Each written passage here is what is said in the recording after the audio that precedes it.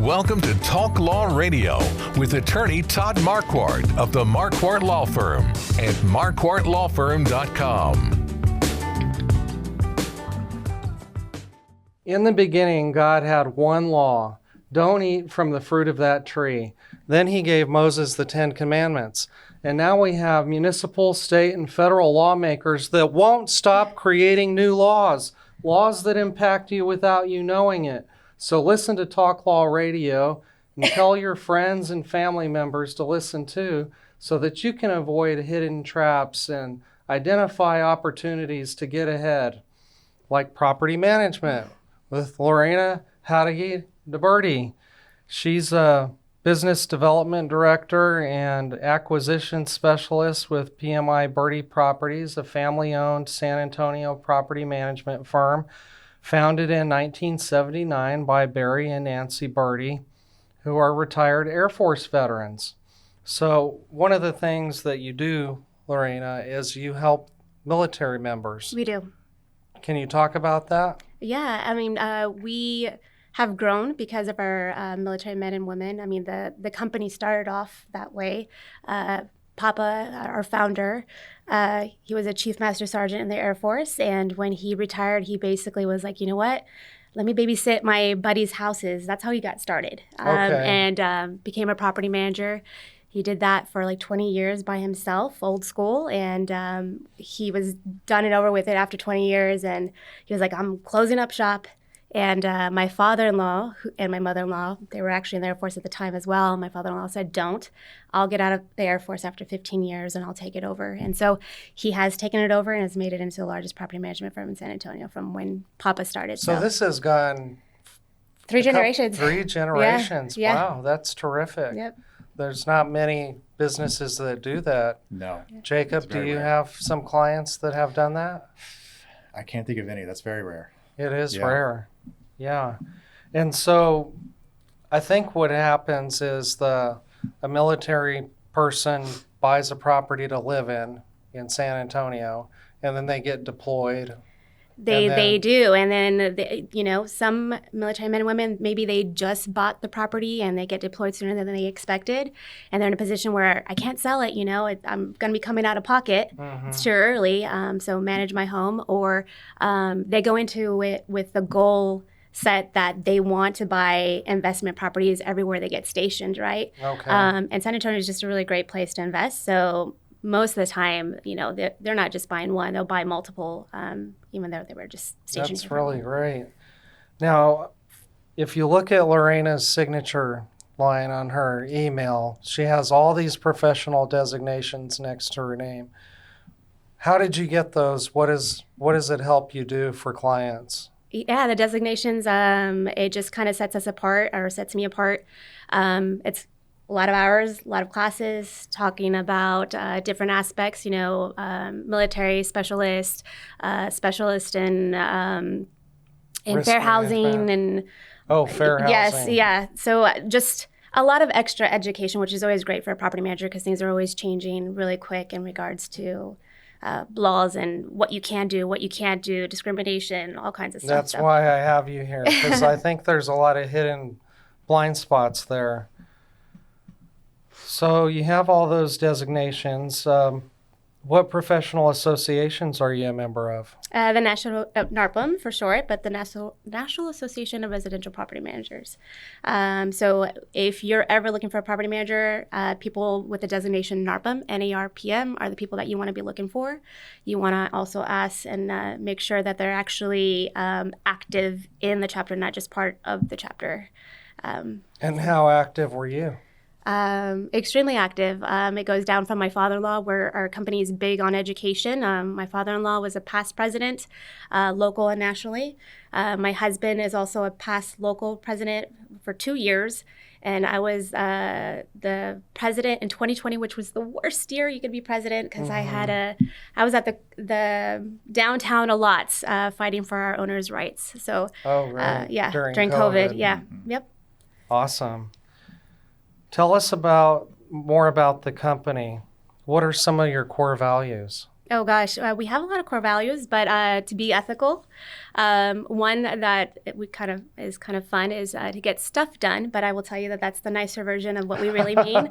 I'll let you fill in the blanks. But our goal, since Papa, is just to do things right, manage our houses the way we would want them to be managed by our family, and so being ethical is the key core value that we have. Right. That's the same thing with Jacob and Joseph and Steve. What do you like about working in this industry? I asked you what's funny about being in property management, and you said nothing. So what do you like about it? It's always something different. My prior, career, I was in healthcare. And so it's just different. I had a lot of empathy for my patients then, and I was able to bring that into property management. But I love helping individuals in a different way than when I was in healthcare, but kind of the same way. I always deal with different kinds of individuals, and not every client has a bunch of money to spend on, a bunch of investment homes. And I really enjoy working with the individuals like the sisters, 18 to 15-year-old that come to me saying that their dad passed away of a heart attack and have a house that now needs managed and they don't know the first thing to do, right? Or the single mom that comes and says, I bought an investment home and I'm proud of it because when I got divorced, I was left with nothing, and I want to make sure that never happens to my daughter, and I want to make sure that I have, something set. So I get really emotional talking about it because it's just like I love that aspect of just working with those individuals and just helping them through that process. You have a lot of empathy for your clients. That's terrific. So we're going to get into some hidden legal issue blind spots, and I think that some of those blind spots are pain points. For clients, what do you see as pain points for self-managed property managers? Owners that self-manage, the pain points are, I let my tenant off the hook, paying late once, and then it just became routine, right? So not making payments on time, not making them at all anymore, maintenance issues. Either they're feeling like they're getting taken advantage by tenants putting in too many maintenance requests or not even calling in for anything. So by the time they go into their house, it's destroyed.